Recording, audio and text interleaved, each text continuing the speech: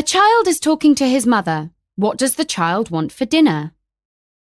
This again? Come on, Mom. You know I don't like tuna. It'd be different if it were another type of fish, but yuck! How about ordering pizza instead? Wouldn't that be so delicious? And that way you won't have to defrost anything for dinner, like chicken. Listen to the message. What time does the post office close tomorrow? Thank you for calling the Bari Post Office. Today is a Sunday, so we are closed. Our regular hours are Monday to Friday, 8:15 a.m. to 3:15 p.m. and on Saturdays from 8 a.m. until 3 p.m. As tomorrow is a bank holiday, we regret to inform you that our offices will be closed a half hour earlier than normal on a Monday. Sorry for the inconvenience. Lisa asks Heather to pick something up at the shop. What does she ask for? Hey, Heather, I hope you get this message while you're still at the grocery store. I decided to make some banana pancakes this morning after finishing my berry smoothie, and I seem to have run out of them. Do you mind picking me up a bunch? And please do not bring home any more chocolate. I am on a diet. The museum has an offer for students. What day has free admission for them? Welcome to the National History Museum. We are open every day from Tuesday to Sunday for all guests and are closed on Monday for maintenance and education training. In order to encourage more young people to attend, we have decided to make the museum free of charge for students with a valid ID on our first opening day of the week. Gilberto tells his friends about an art exhibition. How much does it cost for non-members? I went to a really cool art exhibition on the weekend. There were lots of postmodernist sculptures and interactive exhibitions. It was a bit of a hefty price, $30 for a single admission if you're not subscribed, so I became a member for $10 a year. That reduced my rate to only $13 per visit. So worth it. Two co-workers are discussing a work meeting. What did the woman think of the new policy? I can't believe the new policy. How are we expected to eat our lunch in only 30 minutes and have time to prepare for our afternoon meetings? I completely agree with you. Talk about an inventive way to cut costs. I understand their reasons, but I don't think it will last long at all. Once they see how the quality of our work drops, I am sure they'll have to reconsider and give us our hour break back. A zookeeper is describing changes at the zoo. What changes cost the most? I am really impressed with how the zoo renovations turned out. The animals all have larger areas to roam around now, which was quite cost efficient to expand once we tore down the stone barricades. We were able to recycle that material into our outdoor seating area in the food court, giving us an expansion that was virtually free. What really cost us a fortune was that parking area. Clearing the trees and resurfacing the pavement came with a price tag. A person is deciding on where to stay on holiday. What does she decide on? I can't believe I'm going on my first solo adventure. This is far different from the resorts I'd go to as a kid with my parents in 5-star hotels. A lot of people have recommended that I stay in hostels because it will give me a chance to meet other people. But I don't feel comfortable sleeping in a room with a ton of strangers. I'm actually opting for couch surfing and staying with reputable locals. This way, I'll have insider knowledge on where to explore. A teenage girl describes her plans for her birthday. What will she do? It's not every day that you turn 18. My parents wanted to treat me to a nice meal at a trendy restaurant downtown, but I politely declined. Why would I want to spend my day with my family? Instead, I'm hosting my first house party with all of my friends. It will be fun, but I wish I was in Europe so I could go dancing at a nightclub. I'll have to wait a few more years for that here. Fahad tells his business partner about his upcoming schedule. When is his meeting? Hi, it's Fahad. I'm just calling to remind you about Monday's schedule. I am catching the 7 a.m. train into New York and should arrive shortly before 8 a.m. Hopefully that gives me enough time to grab a quick bite before the meeting at 9. I'll let you know if there are any delays. Two friends are talking about their weekend plans. What are they going to do together? There's a new Batman film out this weekend. Did you want to go to the cinema to watch it on Sunday? 9 p.m? I would love to, but I can't. I'm having dinner with my sister and it'll probably be a late one. No worries. We are still on for Sunday though, right? Our weekly fitness class? Definitely. Can't wait to sweat out this busy week. A man is giving a talk at a school. What is his job? Like most of you sitting here, a teacher told me that I needed to know exactly what I wanted to be when I graduated. That is simply untrue. I remember spending hours with the guidance counsellor trying to map out my future. His patience and understanding really inspired me to pursue in psychology and become a therapist to help people who are lost in life. A reporter is giving the weather forecast. What will the temperature be like this afternoon? Well, it looks like that sunny weather will soon be a memory of the past. A cold front morning is moving into the area, bringing in dark, gloomy weather. It will be overcast today with a high chance of precipitation tomorrow, so make sure you bring an umbrella.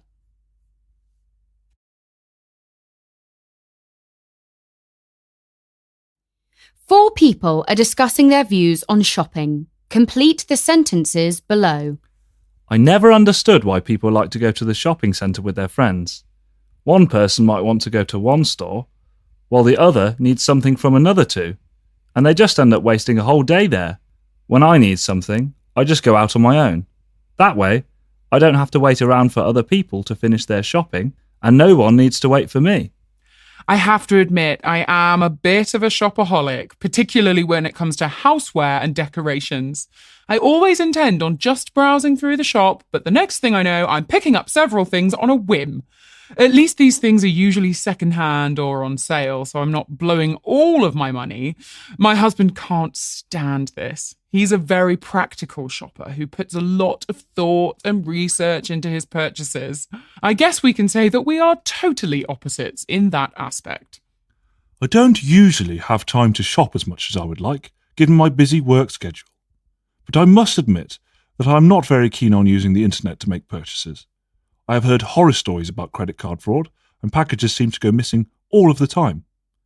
Of course, I'll order things if I have to, or if I see a much better price than in store, but if I had the means, I would almost certainly always shop in store. Being a university student has really changed how I shop. I used to be known as a fashionista, always wearing the latest trends and having new clothing. I just can't afford that lifestyle anymore. However, I have found great success in shopping the sales, just after Christmas or in summer when everything is heavily discounted. By only venturing to the mall during these times, I have found that I'm able to get a real bang for a buck, and I come out with more clothing for less money than I would have spent buying these items throughout the year. Listen to two teachers discussing potential modifications to their language school. Read the statements and decide whose opinion matches the best. The man's, the woman's, or both. Right, so we need to complete these surveys on what we think would really make this place better for learning. What do you think about the state of technology in the school? Well, I definitely think that area could be improved on the most. There's no excuse why we shouldn't have accessible Wi-Fi in all parts of the campus. It is so slow, if you can even connect to the network. Students need to do research, complete assignments, etc. I see your point, but I don't know if I feel the same. Don't you think that they would just use it to check their social media and send messages in class? I think you need to put a bit more trust in your students. On another note, it's not just the Wi-Fi that needs improvement. We need more classroom technology. Only 2 rooms have projectors, and we have to book the room a week in advance. Sometimes it would just be nice to show a short video clip to reinforce the subject. Yes, I couldn't agree more with that. It would also greatly cut down on our planning time too, as we would be able to create slideshows and reuse them semester after semester. And think about all the paper we would save by not having to constantly make photocopies. I think it is in their best interest to invest in more technological devices for classroom use. Yep, and we may well be moving into that direction. Did you see how the school is starting to advertise online classes? Right now, they only offer 2 elective classes, but I'd be keen on teaching one. I think it would be a great experience and a lot of fun. I know that online courses are probably the way of the future, but I can't say I am eager about them in the slightest. I think there are too many technical issues that can go wrong, and it would waste a lot of time. I also prefer getting to know my students on a face-to-face basis. Well, I know I would rather teach online than have to attend the mandatory weekend field trips that they're implementing. I already think that only having Saturday and Sunday to relax isn't enough time as is. Really? I'm actually quite excited for those. For starters, I am new to the area and think it would be a great chance to see the sights. It does involve a bit of overtime, but think about how much they enhance the student's experience. Learning outside of a classroom is just as important as learning inside one. Listen to a lecturer giving a talk about environmental concerns and answer the questions. A popular mindset in our modern society is that too much of our financial resources are being invested into preserving our environment as much as possible. People contend that there are more important issues to consider before expending all our capital fighting against global warming or deforestation. However, I have to disagree with those opinions, as environmental problems should be dealt with immediately.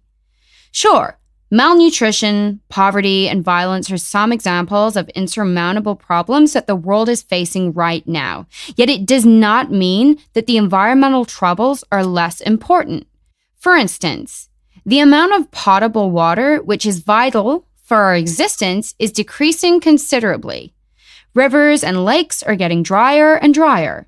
People are still wasting water in developed countries by not turning off the taps when not in use, and overpopulation is making the shortage worse. Even though we have developed very sophisticated systems to recycle rainwater, not every country has the means or infrastructure to implement it. It is true that we must eradicate food insecurity and violence, but it is also true that the water dilemma could trigger more complications. In the worst of the scenarios, who knows? A war maybe. Furthermore, air, water, soil, and even sound pollution is responsible for causing global warming. In particular, the climate in most countries, particularly developing ones, is being modified aggressively every year due to the melting of the glaciers. Relatedly, we have witnessed more tornadoes, hurricanes, earthquakes, floods, fires, and so on in our lifetime than ever before. And I believe the situation will exacerbate. These disasters will become more catastrophic and frequent. Natural disasters and global warming go hand in hand, and is a matter of time that they will destroy us if we do not pay attention now. Reducing pollution is a small step in the right direction, but everyone must be on board. It is critical to work on economic and social issues, but it is slightly more crucial to take care of our planet, because it is our home. It is where we live.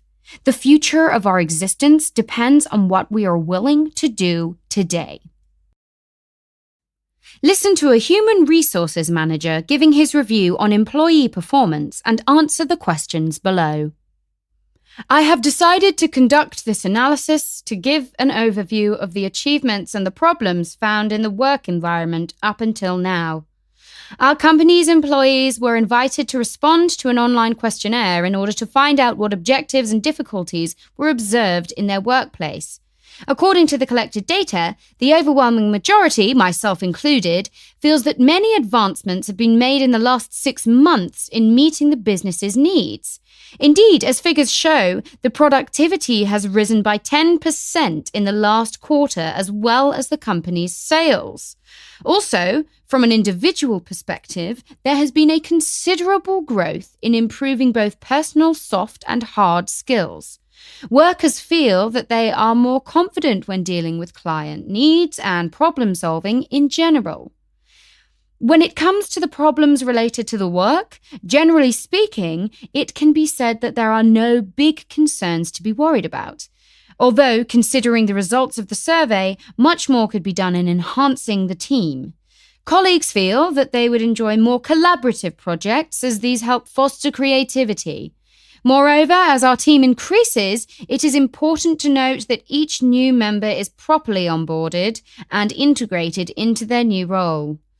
In light of the results of the survey, I would make the following suggestions. Investing in team-building programs would certainly help to build a stronger community. Having employees know one another would also improve morale in the workplace. Moreover, raising awareness about discriminatory behaviour should also be reviewed. As we are a rapidly growing team, it is important that everyone is on the same page with our inclusive core values. Were these suggestions to be taken on board, the situation would definitely improve.